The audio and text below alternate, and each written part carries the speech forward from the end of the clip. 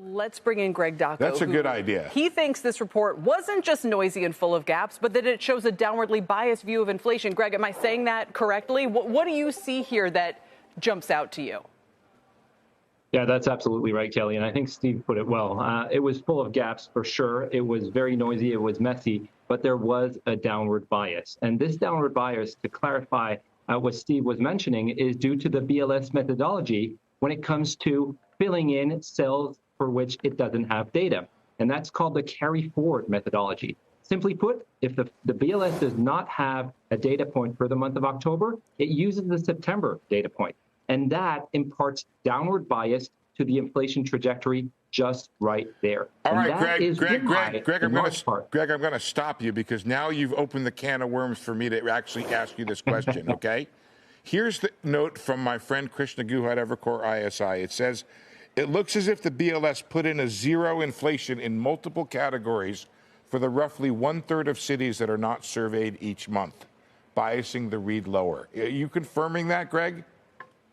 I think that's the carry forward methodology. The BLS was not entirely clear. Yesterday, they released an FAQ on what was going to happen with the data, but we are seeing that across a lot of the measures that were surveyed, very low inflation numbers for the month of October, which imparts that downward bias to the inflation dynamics. I think that's very important to keep in mind because it's not just a story for October and November. This potentially lowers the inflation trajectory into 2026 and will mean that through the mid part of 2026, we're going to see this downward bias coming from shelter costs disinflating faster than what was previously the case. So I think we have to be very careful, not just with these two reports, but the reports that will come out over the next few months will also have this downward bias. And this is a real risk in terms of reading properly where inflation is headed. For what it's worth, on his Substack, Barry Knapp has a different point of view where he thinks the core goods price was 0.06, 0.03. In other words, are these literal zeros, or were they actually picking up numbers that were very close to zero in their data?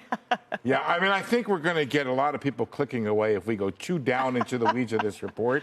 I think the way to think about it is, well, Greg, tell me if I'm wrong about this.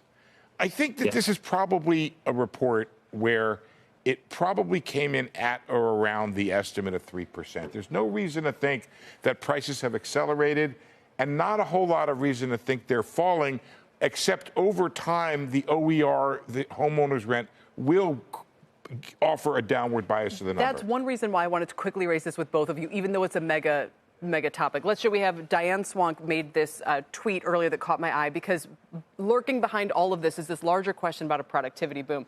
Anyway, Diane points out, based on some of the data we're getting and the way inflation is looking, the GDP report could have gains crossing 4%. Stronger than the 3.8 in the second quarter. She says that's stunning. AI and the wealth it generates still posting big gains along with the narrowing trade deficit. So in other words, she said, by the way, this occurred with essentially flat employment since April. Productivity helps to explain that. Her head is about to explode.